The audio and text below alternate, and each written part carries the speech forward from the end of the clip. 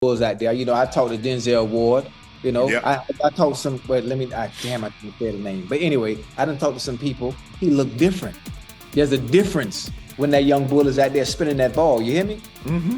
Difference. I'm talking about football. I ain't talking about no media and all that hoopla and all them, on Twitter, they putting up the numbers. Some he with 10 for 12 for 2 touchdowns. I'm talking about when he's at the helm, he looks different. Whether he's going with the first team, second team, or third team.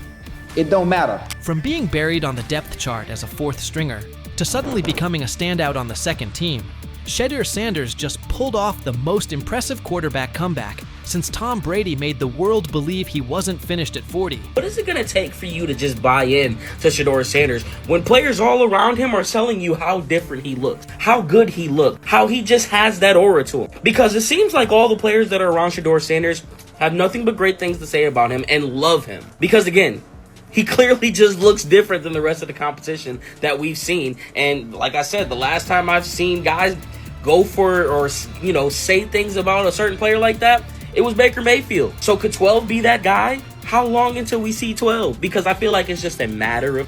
The same haters who were cheering when he got dropped to fourth string are now scrambling for excuses faster than a glitchy Wi-Fi during the Super Bowl.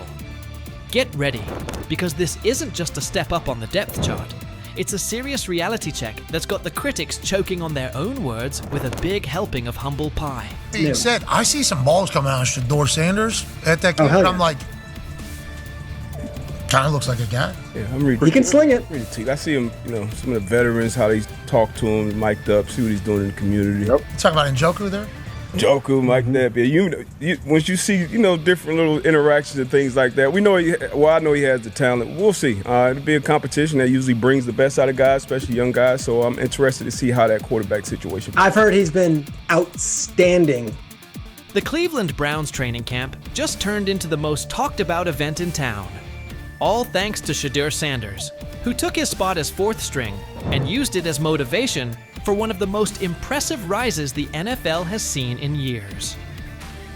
While everyone was busy counting him out and calling his career dead, Sanders was quietly putting together a performance so good that coaches are saying they haven't witnessed anything like it in the last 15 years.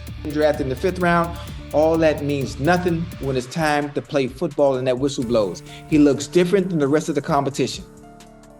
That's what I heard. And I'm talking from a not Brother Ward, I'm just talking about from sources that's in that room, that's on that field, that's playing the sport. Man, come on, man. Yep, coaches with decades of experience are honestly scratching their heads, trying to figure out how someone goes from being a practice squad afterthought to seriously competing for a starting spot in just a few weeks. Thing is, they never planned on taking him. The problem is, like Ocho Cinco said, you got somebody that has endeared himself to the locker room. And guess what? The difference between him and Tim Tebow, the biggest one, is he can play. He can throw the ball. Tim Tebow running around being an H-back. He can throw the ball. And he's done everything he needs to do. He ain't saying nothing. He ain't rocking the boat. He ain't mad about the reps. He ain't mad about none of that. All the people out there want to see is this, like Tyver said earlier. We want to see what he can do with Jerry Jeudy. That's it. I want to see what he can do with David Njoku. I want to see him with Junkins. I want to see him with the first running backs. If you are cooking, if you are beating down the doors with the 3s and 4s, guess what? You deserve more. That was a bar. It rhymed. It was. Remember when Mary Kay Cabot dropped that bombshell report saying Shedeur Sanders was the fourth string quarterback? The internet blew up faster than a Michael Bay explosion. Critics came out of nowhere, like ants at a picnic, rushing to call his NFL dreams dead on arrival. They claimed he was only shining against guys who'd either end up on practice squads or be out of the league by September. They pointed out he wasn't getting reps in 11-on-11 drills and said he needed to earn his way up the depth chart. Dude, listen, the guy, all I can say is that he goes where the ball's supposed to go and it looks the way it's supposed to look. Mm-hmm. And when I hear that tells me it sounds like the Browns may have got a steal with Shedeur Sanders in the 5th round, because I think he'll have a chance. I'm not saying he's going to be the starting quarterback in September, like week 1 or 2 or whatever it may be early in the year, but I think he's got a chance to develop into something that hopefully would preclude them from having to draft a quarterback, first overall or top 5 next year. He said, I see some balls coming out of Shedeur Sanders at that game, and I'm like, kind of looks like a guy. Yeah, I'm reading. He can sling it. I see him, some of the veterans, how they talk to him, mic'd up, see what he's doing in the community. You talking about Njoku there? Joku, Mike Napier. You once you see different little interactions and things like that, I know he has the talent. We'll see. It'll be a competition that usually brings the best out of guys, especially young guys. So I'm interested to see how that quarterback situation. I've heard he's been outstanding. Funny how the tables have turned. Those same critics are now watching Sanders climb the depth chart like he's scaling Mount Everest with rocket boosters. The guy they wrote off is now the one they can't stop paying attention to. Every completion sends a message. Every perfect throw is a reminder that real talent doesn't stay hidden forever. And with every practice, he's showing that maybe, just maybe, the Browns stumbled upon their hidden gem. One thing for the fans to sit here and hype up Shedeur Sanders because we all know how we get about certain players that we like. But it's another thing when you hear it from players who are actually on the field, who are actually in the locker room, who are actually next to this guy every single day. Because I'm sure we've all seen the quote by now by Chad Johnson when they were on the nightcap, and he talked to some young bulls. He talked to Denzel Ward. He didn't want to give away his name, but he already did it. And he said that Denzel Ward says he looks different from the rest of the competition. We've already been seeing. When word got out that Shedeur Sanders officially moved up to second-team reps, passing Dylan Gabriel along the way, the shockwaves hit from Cleveland all the way to Canton. This wasn't just some small roster tweak, this was huge. One day he's throwing passes to practice squad guys, and the next he's running with the second team, putting real pressure on the starting quarterback spot. The promotion came after Sanders completely dominated minicamp, showing toughness, leadership, and total control on the field. His passes were right on target, hitting receivers in stride. His decision-making was sharp as a blade, and his grasp of the playbook had coaches nodding like proud parents at a school play. But this wasn't beginner's luck. It was steady, calculated execution that the coaching staff just couldn't ignore. And I don't know, there was never no one thought he was this malcontent or like a bag. It wasn't. That was the word, that was kind of what was being said. That was kind of what was being said. No. The pre-draft process was so unorthodox that he didn't go through it all like everyone else did. And I think there's a lot that we can look back on this thing, especially if he becomes a star in this league and say, you could point fingers in a million ways. Not having a pure agent, not having the workouts that everyone else did, going to these teams, not necessarily being as willing to throw the ball when asked at these the All-Star games, like that kind of stuff I think might have stung him, it might have turned teams off, but I know. When Stephen A. Smith starts singing your praises, that's when you know you've officially arrived. The ESPN personality, famous for his fiery takes and no-nonsense analysis, didn't just mention Sanders. He gave him the full Stephen A. treatment. He praised Sanders not only for his top-tier football skills, but also for the intangibles that separate the good from the great. This kid's mindset puts him ahead of the pack, Stephen said, with the confidence of someone who's seen enough football to spot greatness from a mile away. He pointed out Sanders' composure, mental toughness, and relentless drive to compete at the highest level. When Stephen A. says, "It's not just about throws and stats anymore," you better believe the whole football world is paying attention. This stuff wasn't made up. I covered the draft for ESPN. I'm sitting on the desk. It's Shefty, it's Mel, it's me, it's Lewis. I heard some of the same things that Deion Sanders is talking about. And S.A. and Kenton, you know this, we all have relationships. We all have people who tell us information, they help us prepare to do our job. I heard some of the same things. Some of these things weren't necessarily made up, at least I don't think, from the people that I trust who told me these things. And so he says, this is exactly what he says. I'm told the footage of Shedeur Sanders meeting with the Giants is so bad that both the Browns and the Sanders family have threatened legal action if it is. What in the NFL is happening right now? The New York Giants just leaked a draft interview recording with Shedeur Sanders, and fans are completely freaking out. Did Shedeur take some shots? Did the Giants forget what the word confidential means? Or did someone accidentally hit reply all on something that was supposed to stay locked away? Get ready, because this roller coaster involves hot mics, bad takes, and a whole lot of drama. What happened with Shedeur on draft night to make him fall to the 5th round, and them talking about the Giants coming out with all that information talking about Shedeur did bad, bombed the interview, all that type stuff. We all know my last video when I talked about the interview tape about Shedeur did not get a playbook. The NY Giants, in true Stonewall fashion, dropped a carefully trimmed clip from their highly sought-after interview with Shedeur Sanders, then quickly locked everything else away like it was top-secret intel. Was this a calculated PR stunt, or just a low-key attempt at sabotage?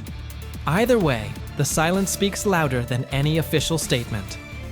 Fans aren't buying this half-baked version of transparency, and they're definitely not ready to just bench him and move on. Instead, they're demanding answers, calling out the organization for what feels like a planned smear job. One thing's for sure, the hate is loud, but Shedeur's supporters are even louder. There was another team that he sat down with. What do you mean it didn't go well after that? So, he was pissed that they did that to him. They did that to him. He counter confronted the them. same thing they do to every other quarterback prospect. They did that to him. They slide in a mistake to see if you catch it. Right. And so because you're the quarterback, but he didn't take it as a correction. He took it as like he got pissed off. Yeah, and it's like so here's another one. So another one was he throws a bad interception, and like it was a deep throw early in the game, and he comes back and they go in the meeting, they show the interception. Let's just call it like it is. The Giants have perfected the tease. They've basically turned "we've got more, but we're not sharing it" into a comedy act, and the joke's on them. It's like they're standing center stage, booing themselves. Oh, you want more? Too bad. We're guarding it like Grandma's secret lasagna recipe. Congrats, Giants. You've officially become the talk of TikTok, X, and even Aunt Barbara's Facebook. Yep, the holy trinity of online outrage. This whole thing screams drama, screams petty, and definitely screams PR disaster in a fitted cap.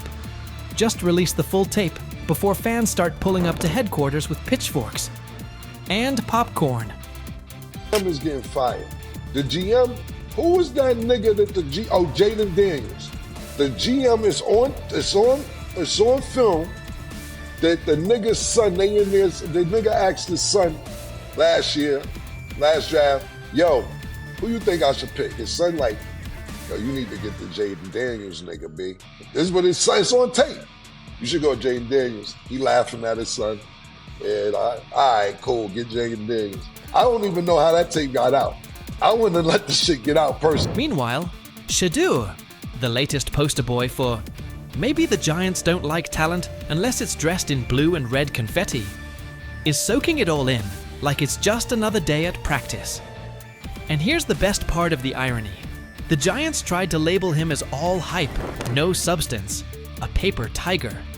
But instead, they accidentally turned him into the hottest name being mentioned by every sports analyst out there.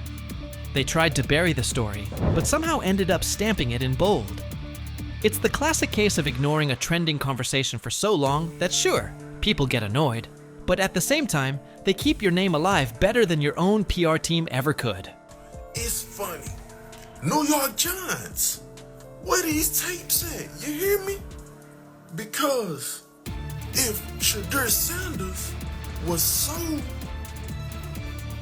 unprofessional, y'all would have leaked the tapes for the whole world could see, right?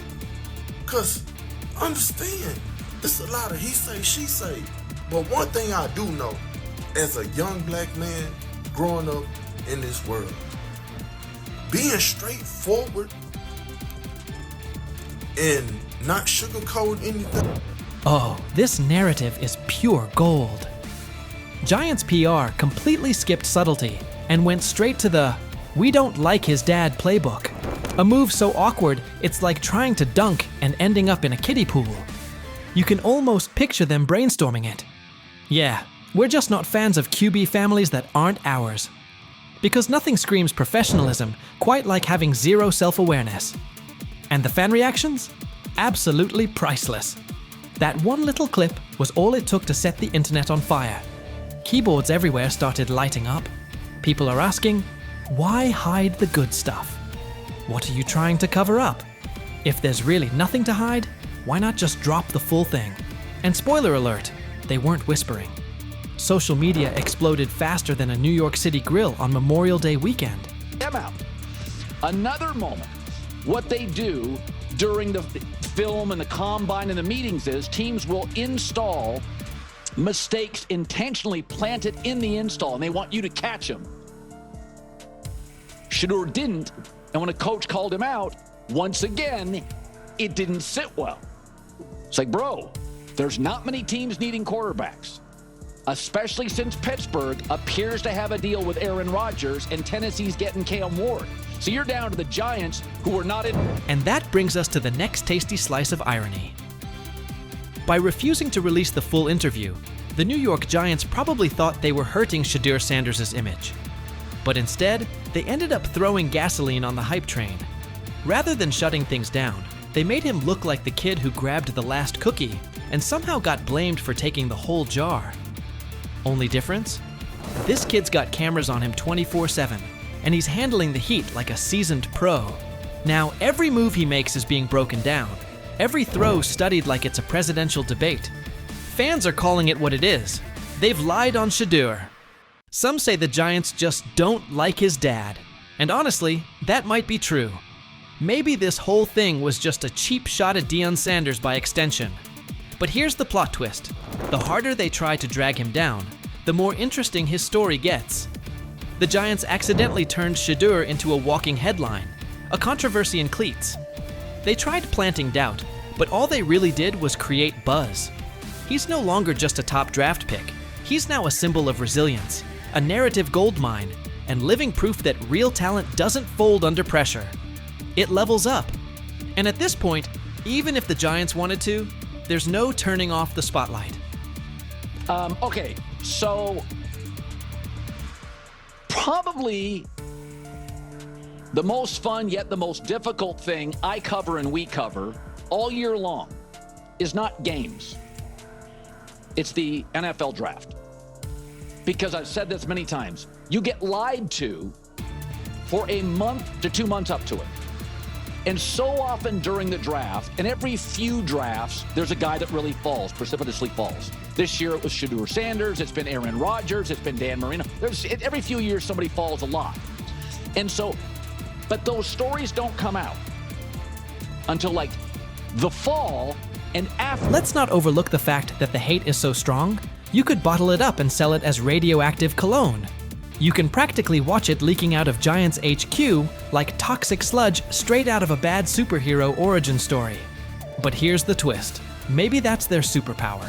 Maybe the New York Giants really believe they're cooking up some secret formula, a cocktail of manipulation and media spin. But here's the thing. Every bit of shade they throw at Shedeur Sanders only makes his story bigger. Every time they try to box him in as some overhyped diva or question his character, they accidentally hand him another viral moment. And now, he's the underdog hero rising through the smoke. Let's be real. This isn't just about football anymore.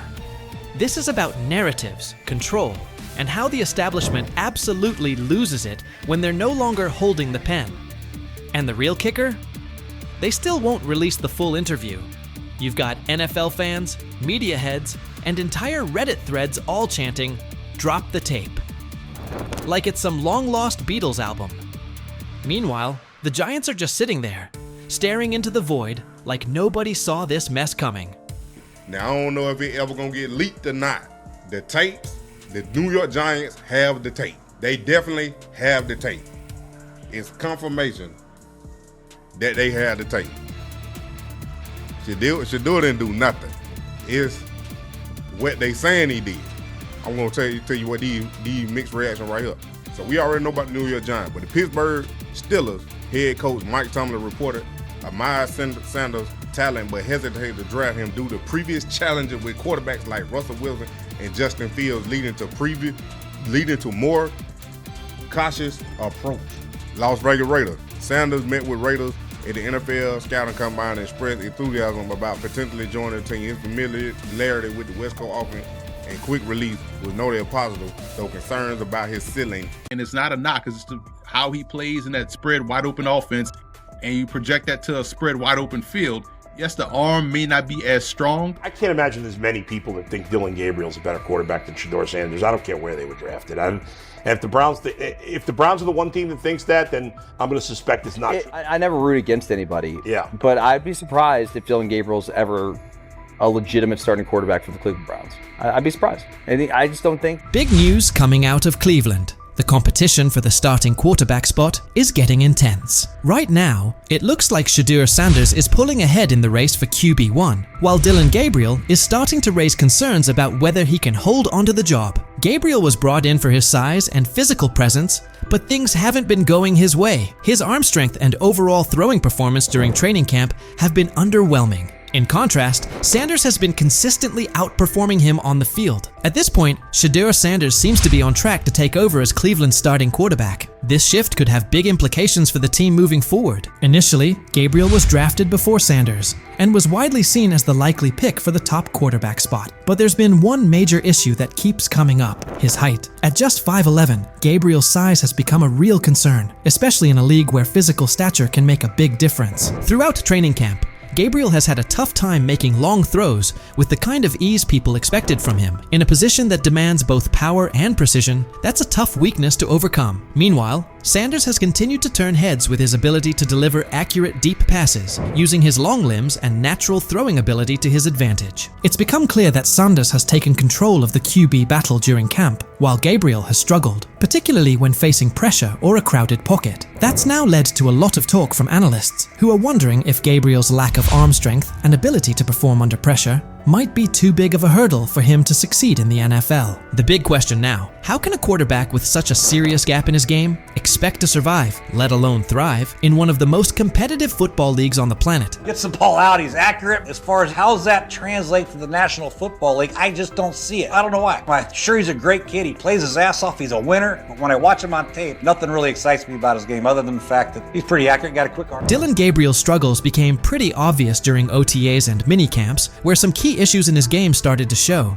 One particular rep stood out. He looked noticeably worried about defensive linemen swatting down his passes at the line of scrimmage. That concern led him to start releasing the ball a bit higher than usual, and it threw things off. Some of his passes ended up sailing over his receivers' heads, while others got tipped right at the line. It's definitely something he'll need to work on if he wants to seriously compete at the pro level. Dillon Gabriel raises a lot of eyebrows of concern. As you guys know, he had a ball batted down today, and it turned into an interception, pick six. And you guys can see right here, this was a cause of concern coming into the draft when it pertained to Dillon Gabriel, is how, his smaller frame. You guys seen it with the Johnny Manziels. Just kind of with those guys, the smaller frames, getting balls batted down to the line, ultimately turns into interceptions. That being said, both Dillon Gabriel and Shedeur Sanders have things they need to work on. Neither of them is flawless, and the quarterback competition is still very much alive. Sanders has shown more consistency throughout camp, but nothing is set in stone just yet. Both quarterbacks are still in the running, and the battle is only getting more intense. While Gabriel was having his share of mistakes,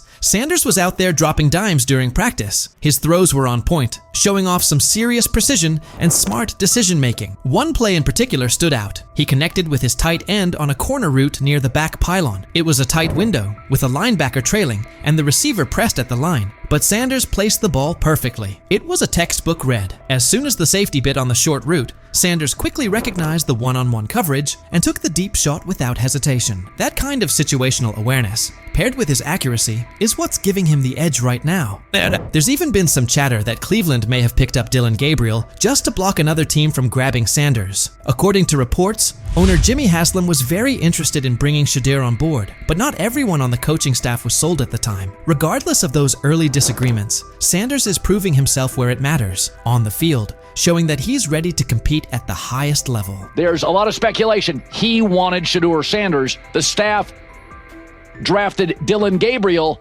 Oregon, 2 rounds earlier.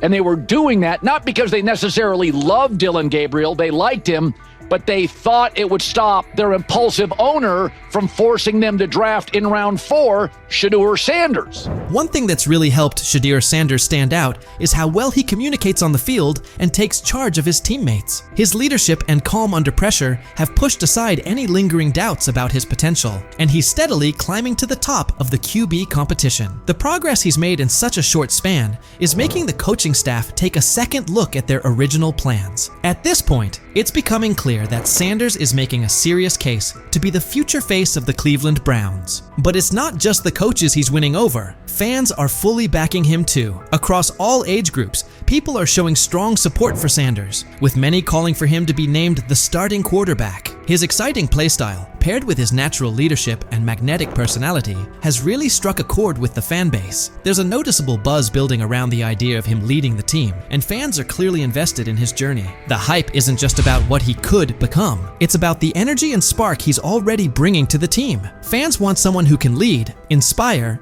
and get results. And right now, Sanders looks like that guy. Even veteran quarterback Joe Flacco had high praise for him, saying Sanders puts a smile on his face, not just because of how he plays, but because of the positive vibe he brings to the locker room. It's obvious that Sanders is leaving a strong impression on everyone, from coaches and analysts to his teammates. I don't know if it has an impact on much, but Shedeur's been great. I mean, he's a lot of fun to be around in those meeting rooms, and I think so far there's been, at least once in the meeting room that he's made me crack a smile, and that's what it's all about. He's a young guy trying to learn some football and come out here and practice well and do those things. And like I said, he's been a lot of fun. I mean, he's come up to me and. As the quarterback race in Cleveland picks up steam, it's becoming more obvious that Dillon Gabriel is slipping out of serious contention for the starting role. He came into camp with high hopes, thanks in large part to his size and athleticism, but his recent showings have raised some red flags. Gabriel's inconsistency with deep throws, especially when under pressure, has exposed a major weakness that's tough to ignore. Even with his solid build and physical tools, Gabriel just hasn't shown the kind of arm strength and accuracy needed to compete at the NFL level. His inability to stay composed and deliver under pressure has only fueled more concern about whether he can really hold his own in this league. Meanwhile, Shedeur Sanders is quickly climbing the depth chart, not just because of his standout play, but also due to his physical strength and mental grit. Sanders has been throwing with confidence and precision, even under duress, and he's consistently making smart reads when it counts. His accuracy and decision-making have really popped during training camp. What's more impressive is Sanders' commitment. Even without getting most of the first-team reps, he's stayed locked in